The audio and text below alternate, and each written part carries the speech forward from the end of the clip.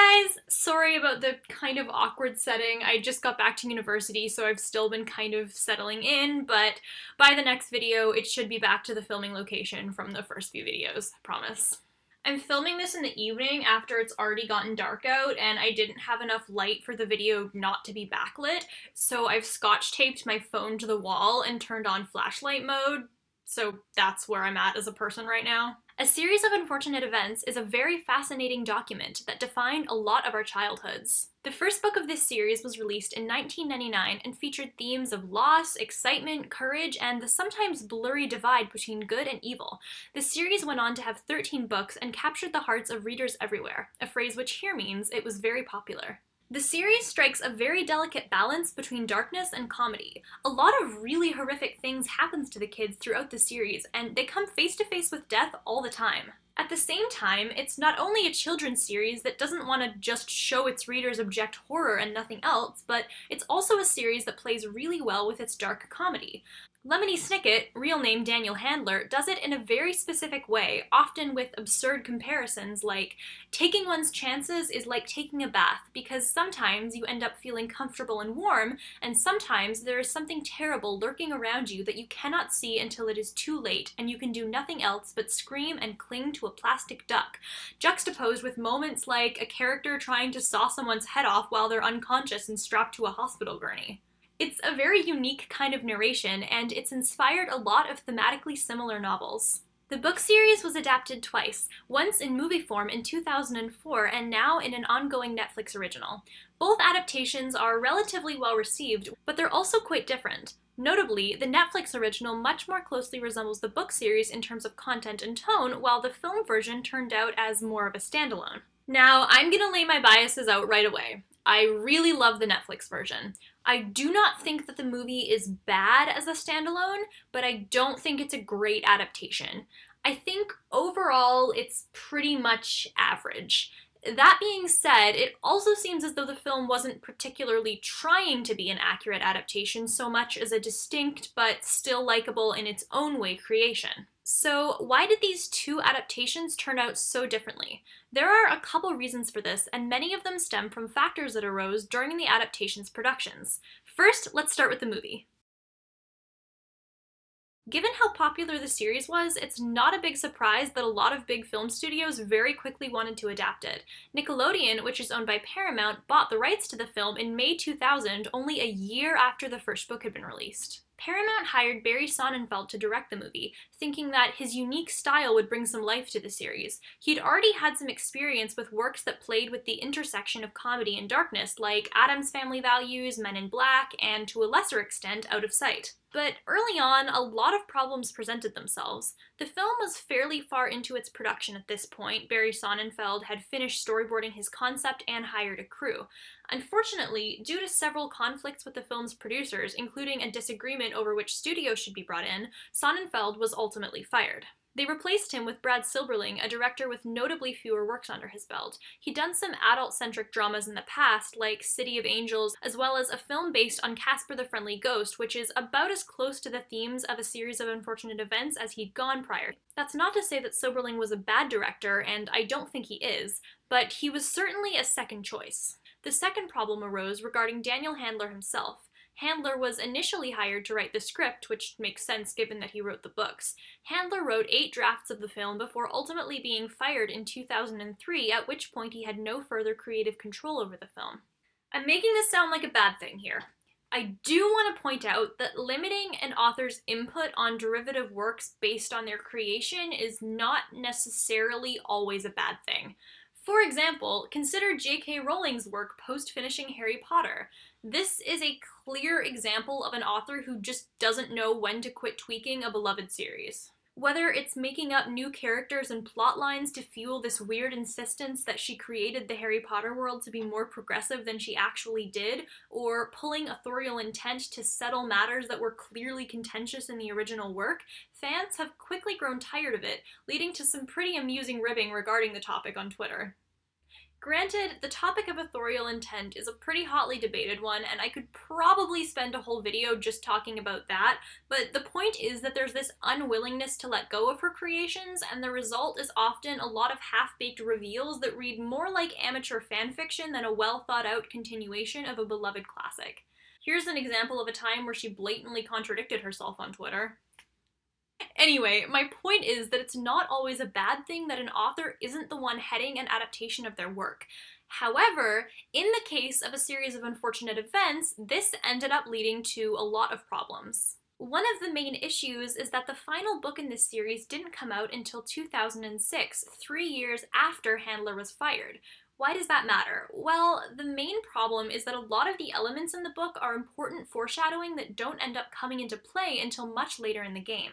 Which means that if you're doing a film adaptation of the first 3 books in a series with the intention of doing the whole series, but you only actually read the first 3 books, you might miss out on some important details. Here's a simple one: Klaus's glasses. So when the series was being adapted, there were a lot of comparisons to Harry Potter, which had just seen the release of its second film to massive success. Namely, they wanted an epic series with similar box office numbers and cultural impact. Of course, in order to be as good as Harry Potter, it also needed to be its own distinct thing. This is by no means confirmed, so do take this with a grain of salt, but one of the main reasons that the design team might have changed Klaus's character so that he was no longer wearing glasses might have been over anxieties over too much similarity to the Harry Potter series. Regardless of whether or not this is true, however, the choice was certainly strange. So what's the problem here? Well, the film adaptation did cover the first 3 books of a 13-book series. However, in the series' 4th book, one of the main plot points is that the mill where they work houses a hypnotist who pretends to be an optometrist. Klaus needs to keep visiting as his glasses keep suspiciously breaking, leading to him being hypnotized. This never ended up coming up because a sequel was never made, but it does lead one to wonder how they would have actually handled this if a sequel had been made. Of course, Klaus not having glasses didn't substantially affect the quality of the first movie, but it was certainly symptomatic of a larger problem with regards to the filmmakers not having read the books past what they were adapting and not being able to get Handler's input when they were unsure of something. Another problem with regards to these changes, which I'm convinced wouldn't have happened if Handler had had any long-lasting creative input, was the need to turn a relatively smart series where oftentimes characters solve their problems by thinking into a Hollywood-ready action film.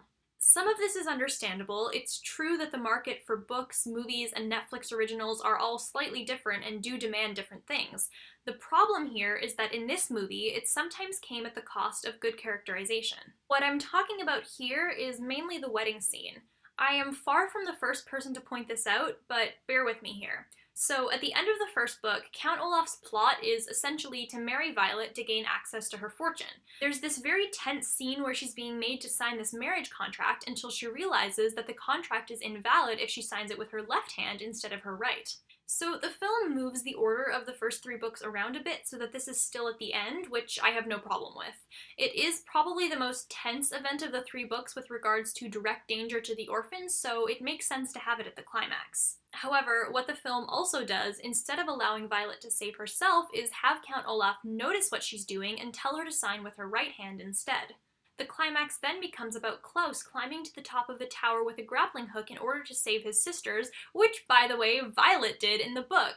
They took away another one of Violet's moments right before this, where they're stranded at sea calling for help. In the book, she uses her knowledge of physics to light a sail on fire to call for help, whereas in the movie, she kind of just waves her arms around and yells for help. In practice, this means that Violet's character is essentially reduced to a damsel in distress stereotype, which is distressing in and of itself. It's also not as if Klaus didn't have enough to do in the book, so they had to give him this moment. He probably had the largest role of the 3 siblings in the reptile room, and still does in the movie.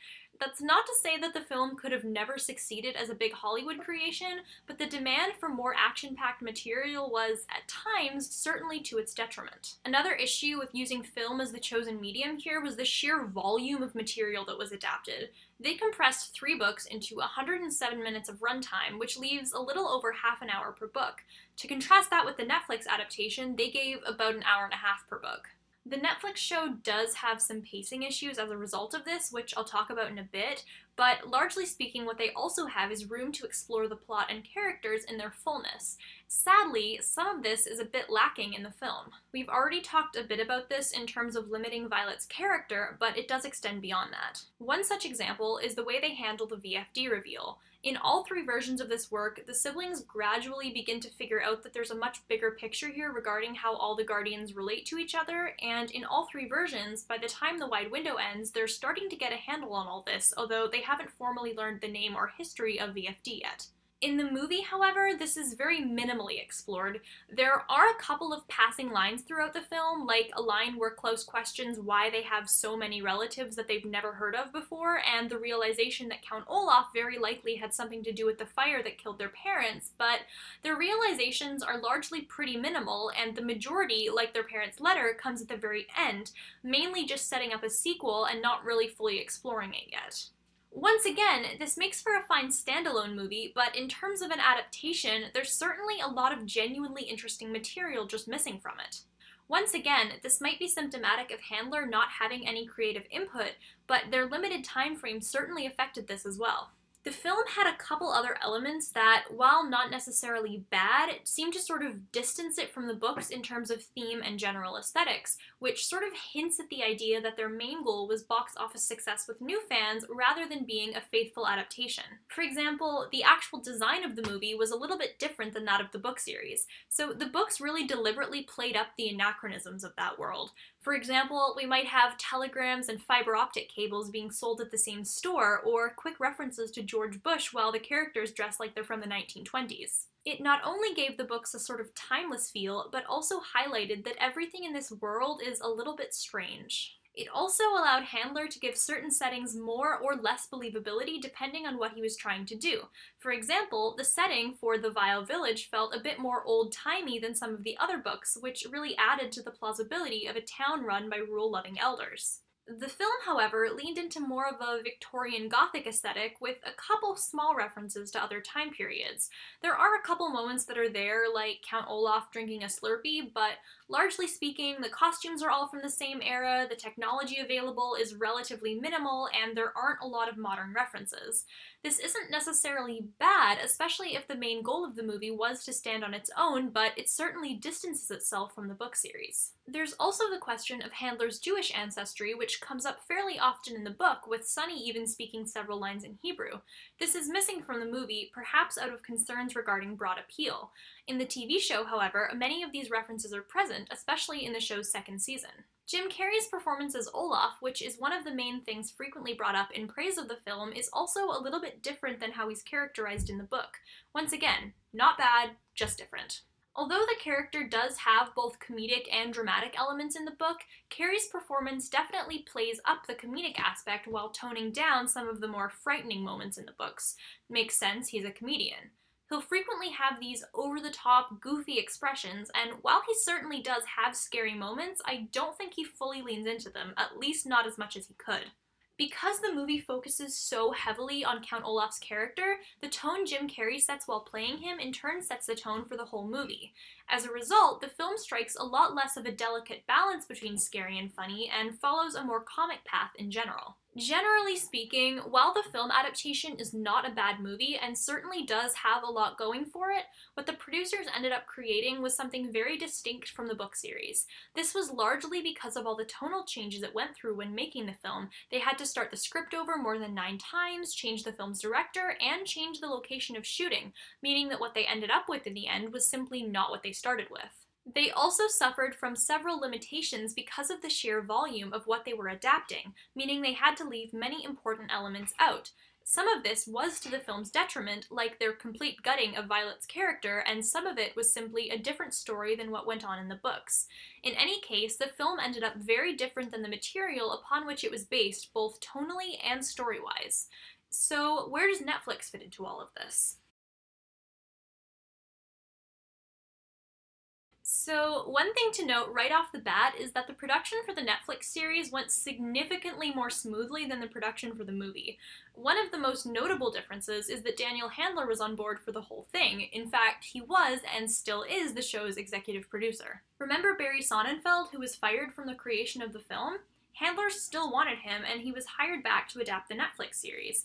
The only significant change during the film's production was that one of the two executive producers, Mark Houdis, left and was not replaced. For one thing, this meant that they didn't have a wide number of rewrites to work through, and one of the main effects of that was that the show was pretty consistent in its theming.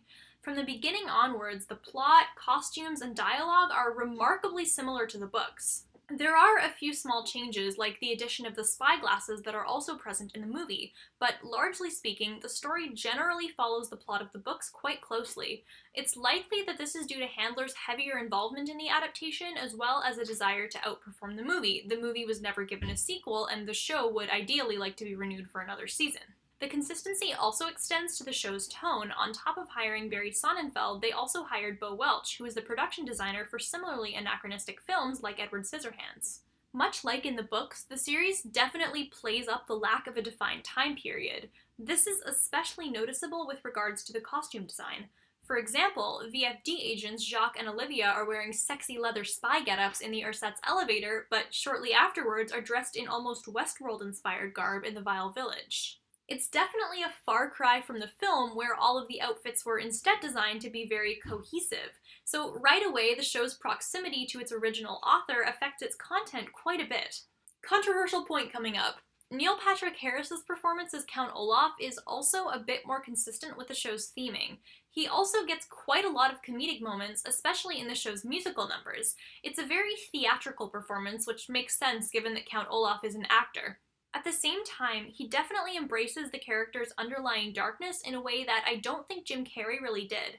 During the show's second season, we find out quite a bit more about Olaf's backstory that gives his character some depth, and this is where a lot of that darkness comes in, but we do see glimpses of it in season 1 as well.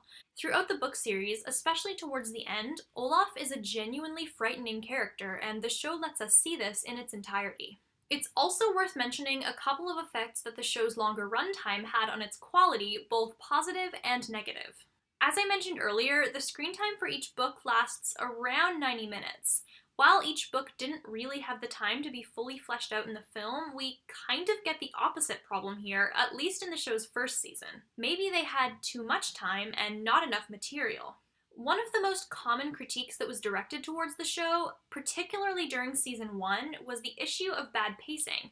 And it is true, quite often the show is paced too slowly, which leads to scenes that some audience members might feel don't really go anywhere. Quite a few reviewers have said that the scene in the wide window where the Baudelaires give themselves allergic reactions to peppermint so that they could go back to the house could have been cut, given that they already came from the house in the first place. Of course, the creators were aware of this negative feedback, and they found an interesting way to resolve it during the show's second season. Here, they do make changes, but unlike the movie, all of the things done differently are additions to the show's material rather than removing or changing content from the book. Most notably, the VFD subplot is really expanded upon, and we see a lot more of characters like Jacques and Olivia, including flashbacks to the organization's heyday. Not only that, but some of the additions are new pieces of the book's main mysteries that were never fully solved by the end of the series, such as more information about the mysterious sugar bowl. Generally speaking, the main difference between the film and the Netflix series is that the movie was mainly made for new fans, while the show was made primarily for people who had already read the books and wanted more. This is an interesting way of keeping these people enticed without taking anything away from the original books. Overall, while the Netflix adaptation still had its problems, it ended up fixing a lot of the issues with the movie, such as elements that were kind of glossed over instead of fully developed. It also ended up following the books a lot more closely and including lots of Easter eggs, which might primarily draw in longtime fans instead of new viewers. The two adaptations for this show are very different, varying not only in quality, but also in plot, tone, aesthetic, and characterization. There are a few reasons for this, but there are three primary ones. First of all, the film's development was plagued with a lot of issues and changes, including the firing of Daniel Handler, while the development of the Netflix original went relatively smoothly. Secondly, because of the nature of each chosen medium, the amount of time that each adaptation had on its hands restricted what it could actually put in the show. Thus, the film felt more like an overview of the events, while the show ended up actually having to add several plot elements so as not to end up with poor pacing. Finally, the two shows' target demographics ended up being different. The film's main intent was to be similar to the Harry Potter franchise and draw in new fans. The fact that it didn't look exactly like the book or focus too heavily on VFD was therefore not a problem. On the other hand, the TV show was mainly made for people who were already fans of the books and perhaps read them growing up. Because of that, it added many small references to the book series as well as larger plot additions to keep those fans enticed. While I do prefer the TV show, both adaptations definitely have their value, and there are valid reasons to prefer either one over the other. Either way, if you're looking for a new series to pick up, this valuable film to delight is a great candidate.